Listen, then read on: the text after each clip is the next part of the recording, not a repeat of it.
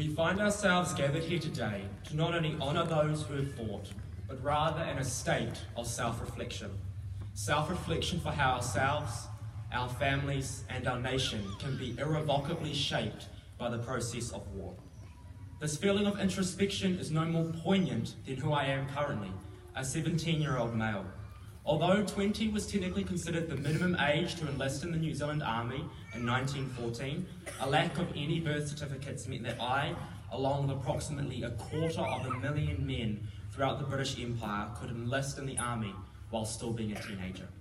For many of these boys, the patriotic fervour swept up with New Zealand's declaration of war in August 1914 brushed aside any real understanding of what armed conflict entailed, all with a thirst for adventure, camaraderie and stories.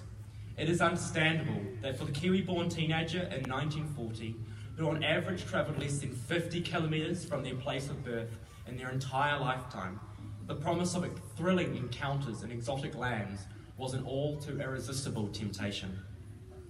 I speak about this because one such teenager to enlist in the New Zealand Army was my great-grandfather, Frederick Charles Clement Calder. For him, it was the prospect of adventure that inspired him to join a form of combat which at the time was in its infancy, aviation.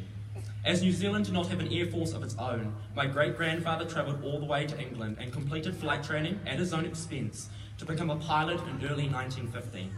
For the next 4 years, he would engage in various operations all over Europe, from the Greek islands of Thasos and Salonika to the Dardanelles post Gallipoli on the HMS Ark Royale, and even off the coast of England, protecting it against Zeppelin attacks.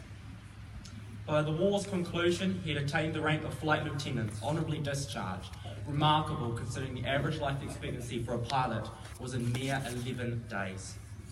He returned home intact, thankfully something my great-grandfather on the other side of my family, Donald George Warbank, who served in Guadalcanal during World War II as a cook, was also able to do. However, they were the lucky ones. Since the start of the 20th century, approximately 30,170 New Zealanders have died in conflict.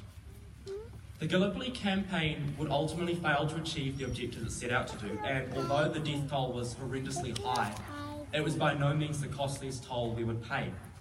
The question is then why, out of all the battles New Zealand soldiers fought in, has Gallipoli come to encapsulate our commemorative events today? There is no exact answer to this question, but perhaps it was because it was Gallipoli, where the first of the wide-eyed Anzac troops found themselves thrust into the bloody conflict that was war. And yet, despite this tremendous horror occurring all around them, the unique identity that both New Zealanders and Australians share, the Anzac spirit, triumphed. It is testament that when struck by grief as we learnt about the true cost of war, did we not find ourselves shattered in pieces as a nation, as what would be expected, but as one, held together by a new identity forged by the brave soldiers and the Anzac spirit which so many young men had died to preserve. Their timelessness is not so much a result of their courageous deeds or harrowing tales, but rather because they are a parallel to New Zealand society's own experience of war. The innocence held as we entered into conflict, the sacrifices made during, and our changed nature afterwards. When we talk about the spirit of Anzac, one of camaraderie, courage, sacrifice and duty, we talk to the fundamental traits which are stirred into action when we as humans find ourselves with a need, regardless of whether history will judge it as being right or wrong, to stand up and defend the values upon which our society is formed. Consequently, the Anzac spirit isn't applicable to all ages, sexes, faiths, nationalities, regardless of which side they pledge allegiance to, as we are all joined by the common bond of humanity's complex relationship with conflict. We remember the deeds of those who have sacrificed their lives in order to preserve and rekindle a nation's sense of identity. May all of us be guided by the Anzac spirit that exists in every one of us, and let us strive to be worthy of the memory of those we honour today. Thank you.